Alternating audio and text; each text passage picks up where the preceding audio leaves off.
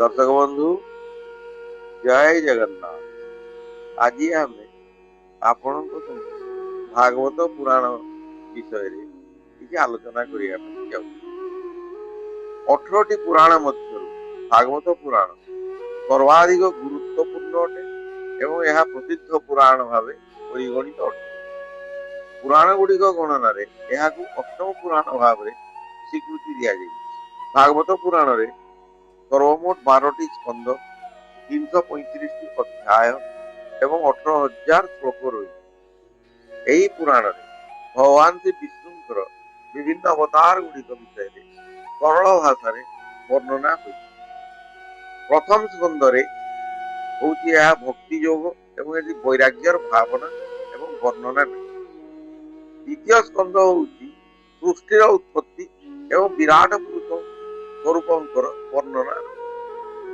तृतीय स्कंद रे उद्धव द्वारा भगवान बाल्यलीला वर्णना विशेष भाव। चतुर्थ स्कंद रे राजा ध्रुव एवं पृथु चरित्र विवरणी मिली।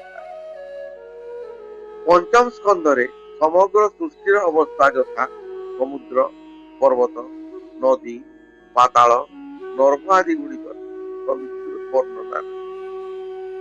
षष्ठ स्कंद रे देवता मनुष्य पशु पक्षी मान जन्म कथा वर्णन हुई।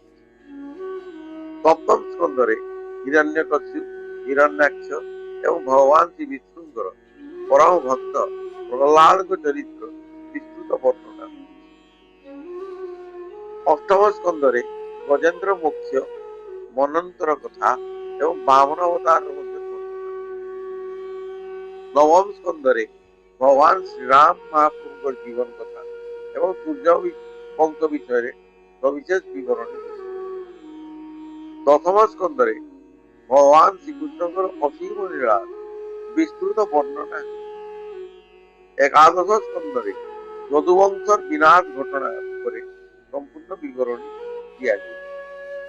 द्वादश स्कंद रे यह भागवत पुराण शेष स्कंद एवं एथिरे विभिन्न युग प्रलय एवं भगवान महिमा वर्णना हुई।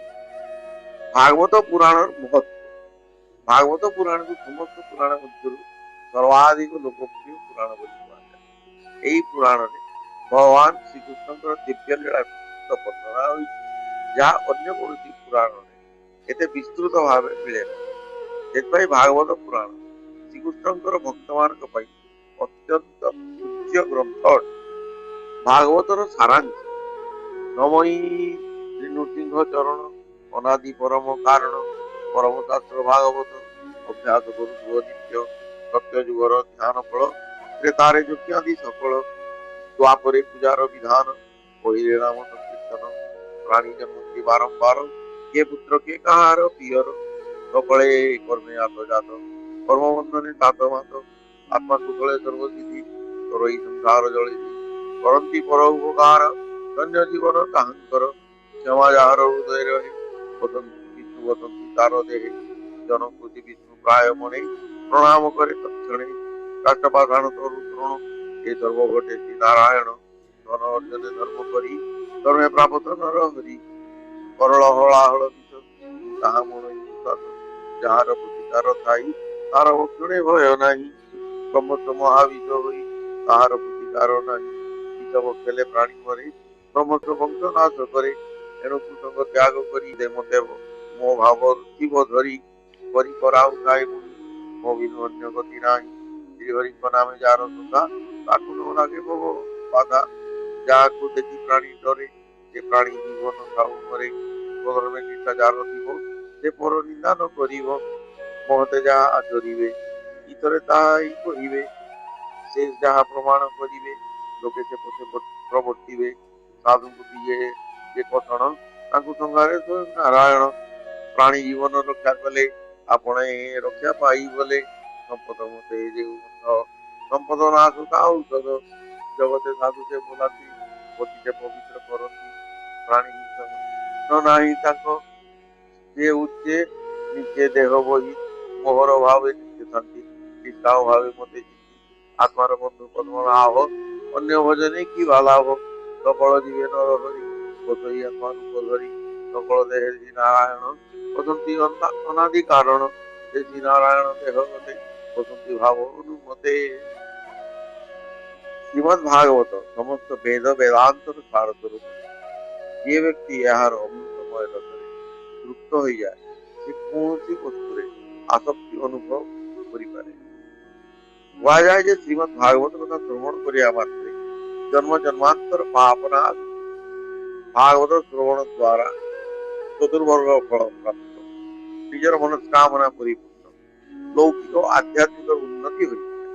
কলিযুগরে ভাগবত পুরাণ কথা পড়িবা এবং শুনিবা দ্বারা মনুষ্য এই সংসার রূপী সমুদ্র সহজরে অতিক্রম করিপারে। ভাগবত পুরাণ প্রভাব। ভাগবত পুরাণ মানব জীবন সম্পর্কিত অনেক জিজ্ঞাসার সমাধান। প্রথমে এলা জীবন কণ, দ্বিতীয় এলা মনুষ্য জীবন ভূমিকা কণ, তৃতীয় এলা জন্ম এবং মৃত্যুর চক্র অর্থ কণ, চতুর্থ এলা ভগবান ও মনুষ্যের মধ্যে সম্পর্ক। ভাগবত পুরাণ মানব জীবনের চারি পুরুষার্থ অর্থাৎ ধর্ম, নীতি বা কর্তব্য, অর্থ ধন সম্পাদন, কাম ইচ্ছা পূরণ বা সুখ, মোক্ষ মুক্তি সহিত পঞ্চম তত্ত্ব ভাব ভক্তি কিংবা ভগবত সেবা জড়িত। ভাগবত পুরাণের প্রভাব ভারতীয় জীবন ও সংস্কৃতি উপরে অপরিমিত এবং সংস্কৃতি। ଏହା ହିନ୍ଦୁ ସାହିତ୍ୟର ଏକ ଅମୂଲ୍ୟ ଗ୍ରନ୍ଥ। ସାହିତ୍ୟ, ସଙ୍ଗୀତ, ନାଟକ, ଚିତ୍ରକଳା, ଭାସ୍କର୍ଯ୍ୟ, ଲୋକନାଟ୍ୟ ଏବଂ ହସ୍ତଶିଳ୍ପୀ ଏହା ମଧ୍ୟ ପ୍ରେରଣା ଯଥେଷ୍ଟ ଭାବରେ ଶ୍ରୀକୃଷ୍ଣଙ୍କ ଶୈଶବ ଲୀଳା ଆରମ୍ଭ କରି ମହାଭାରତ ଯୁଦ୍ଧ ପର୍ଯ୍ୟନ୍ତ ବିଭିନ୍ନ ଘଟଣାରେ ମନ୍ଦିରର ସ୍ଥାପତ୍ୟ କଳାରେ ପ୍ରତିଫଳିତ ହୋଇଛି। କାଳିୟ ଦଳନ, ଗୋପୀ ବସ୍ତ୍ର ହରଣ, ଗଜେନ୍ଦ୍ର ମୋକ୍ଷ, ଗୋବର୍ଦ୍ଧନ ଧାରଣ ଭଳି ଅନେକ ଘଟଣା କଳାକାର ଏବଂ ଶିଳ୍ପୀ ମାନଙ୍କୁ ଅଭିପ୍ରେରିତ କରିଛି। ଭାରତନାଟ୍ୟମ, ମଣିପୁରୀ, କଥାକଲି, ଓଡ଼ିଶୀ ଆଦି ମଧ୍ୟ ନୃତ୍ୟ ଶୈଳୀର ଅନେକ ବିଷୟବସ୍ତୁ ଭାଗବତ ପୁରାଣରୁ ଗୃହୀତ ଏବଂ ସର୍ବଜନ ଆଦୃତ।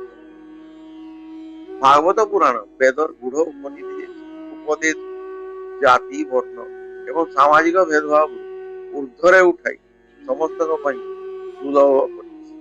ଏହା ବୈରାଗ୍ୟ, ଅଧର୍ମର ନାଶ, ଧାର୍ମିକ ଜୀବନର କାହାଣୀ ମାଧ୍ୟମରେ କିପରି ଏକ ସୁଖ, ଶାନ୍ତିମୟ ଏବଂ ସାର୍ଥକ ସଫଳ ଜୀବନ ବିତାଇବାକୁ ହୁଏ ତାହା ଆମକୁ ଶିକ୍ଷା ଦେଇଥାଏ। ଏହା ବିଶ୍ୱର ପ୍ରାଚୀନ ସାହିତ୍ୟର ଏକ ଅମର ଐତିହ୍ୟ, ଯାହା ଭକ୍ତି ଯୋଗ ମାଧ୍ୟମରେ ଭଗବାନଙ୍କ ସହିତ ଏକତ୍ବ ପ୍ରାପ୍ତିର ପଥକୁ ଦର୍ଶାଇଥାଏ। ବିଶେଷତା ହେଉଛି ଏହା ଜୀବାତ୍ମା ଅର୍ଥାତ୍ ଆତ୍ମା ଏବଂ ପରମାତ୍ମା ମଧ୍ୟରେ ଥିବା ଶାଶ୍ୱତ ଏବଂ ଅବିଚ୍ଛିନ୍ନ ସମ୍ପର୍କକୁ ସୁନ୍ଦର ଭାବରେ ବ୍ୟାଖ୍ୟା କରେ। ପୁରାଣକୁ ବିଦ୍ୱାନ, ଭକ୍ତ, ଋଷିମୁନି ଏବଂ ଦାର୍ଶନିକ ଗବେଷକ ମାନଙ୍କ ଦ୍ୱାରା ସମାନ ଭାବରେ ସମ୍ମାନିତ ହୋଇଥାଏ ଏବଂ ପୂଜ୍ୟ ଗ୍ରନ୍ଥ ଭାବେ ଗ୍ରହଣ ମଧ୍ୟ। ଯଦି ମୋର এই ଭିଡିଓଟି ଆପଣମାନଙ୍କୁ ଭଲ ଲାଗିଥାଏ ବନ୍ଧୁ, ତେବେ ଦୟାକରି ଆପଣ ଏହା ଲାଇକ୍, ସେୟାର ଏବଂ ସବସ୍କ୍ରାଇବ କରନ୍ତୁ। ଜୟ ଶ୍ରୀ ଜଗନ୍ନାଥ।